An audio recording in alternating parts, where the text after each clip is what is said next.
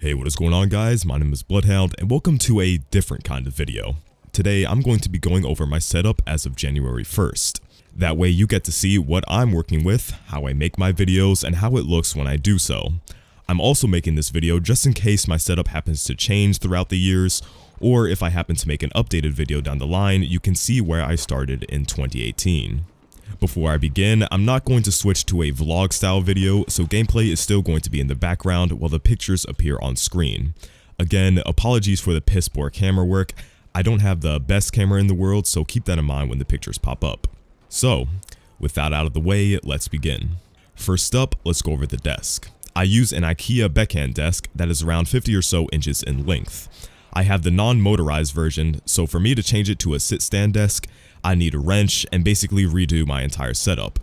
As you can see, it has a net on the bottom of the desk for cables, and I use a mix of Velcro ties, cable clips, and Scotch tape to keep everything from dangling off the floor.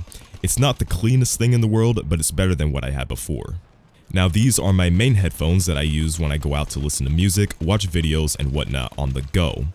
These are the Drop 2.0s, and I've been using them extensively for around a year now, and I highly recommend them over earbuds any day of the week.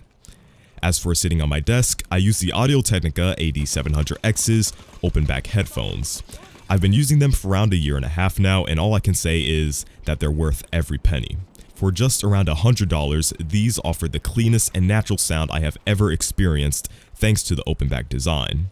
I'm not actually using these to their fullest potential since I don't own a physical mixer to play with the EQ, but they come with a pretty lengthy cable, so be ready to use some cable ties when you order this headset. They're extremely comfortable and I barely notice them sitting on my head.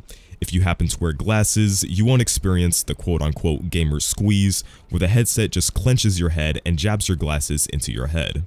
I've experienced this myself, although I don't wear glasses, on a lot of Turtle Beach headphones. If you're in the market for a new headset, I highly recommend this over anything that big companies like Astro and Turtle Beach has to offer. Next to my keyboards, I have a phone stand where I place my phone to keep track of any incoming calls and notifications that I may have. This was around $10 on Amazon and makes it a lot better than having your phone just lie on your desk. As for my main keyboard, I use the K70 RGB Rapid Fire for my gaming PC and a generic CM Storm keyboard and mouse combo for my streaming and recording PC. For mice, I use the Razer Death Adder 2013. I actually wanted to get an M65 Pro for something more heavy to go with my QCK Heavy that's sitting below it. The Death Adder just seems a little bit too light and little for my sensitivity, but I make do with what I have. I also use a bungee so I don't have any snag on my mouse cable that could screw up my aim in intense situations like a gunfight, for example. Next to that, I have 2 tubs of G Fuel, rocking that Phaseberry and Fruit Punch. Not sponsored, but use code SWEATER for 10% off all G Fuel purchases. For my microphone, I use the Rode NT USB, which is what you're listening to right now. It's an awesome microphone, but I actually want the Shure SM7B, which is a dream microphone for me. It's pretty expensive, so I don't know if I'm going to get that anytime soon. If you noticed, there's this weird gray substance connecting my mic to the mic arm. The original plastic piece that allows you to connect your microphone to the mount actually broke on me, so I actually had to use a putty to mold it back together. The putty gets rock solid after around, I'd say, an hour or so, and it's mainly used to patch pipes and cracks and such. The mic arm that I use is the Rode PSM1. I used to use one of those cheap $20 New Ear mic arms, but my mic was too heavy for it. The mic arm just isn't that strong and made some weird flexing when I was using it. Not to mention, it's super small compared to this. I highly recommend the Rode PSM1 if you need more leverage for your mic arm, or if your mic arm isn't just holding your mic up well. I actually also run a dual PC setup as well. The white PC in the NZXT S340 case is my gaming PC, with an i5 6600K overclocked to 4.4 GHz and an RX 480 at 4 gigs.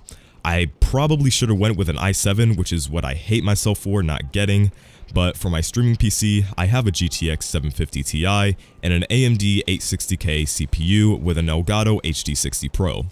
It's not a good gaming PC by any stretch of the means, I just needed to power a monitor and an Elgato, and I'm pretty much good for my streaming PC.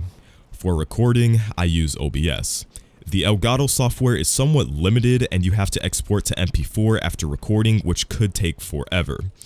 OBS does it automatically, and I also have a lot more options when it comes to recording. I still use Elgato as a capture device within OBS, so that's how I get my footage. I also use Photoshop CS6 and Sony Vegas 14 to edit my videos. I tried to use Premiere, but I didn't really like it, so I switched back. The same actually happened with Vegas 15, which is the most recent version. Here is an overview of the entire setup and what it looks like when I'm about to record or stream. So yeah, there you have it, my setup as of January 1st, 2018. If you enjoyed this video, make sure to drop a comment down below, and if you have any questions about my setup or what specs I have, I'll answer them all down below. Happy New Year, and as always, it's been BloodHound, and I'll catch you guys on the next one.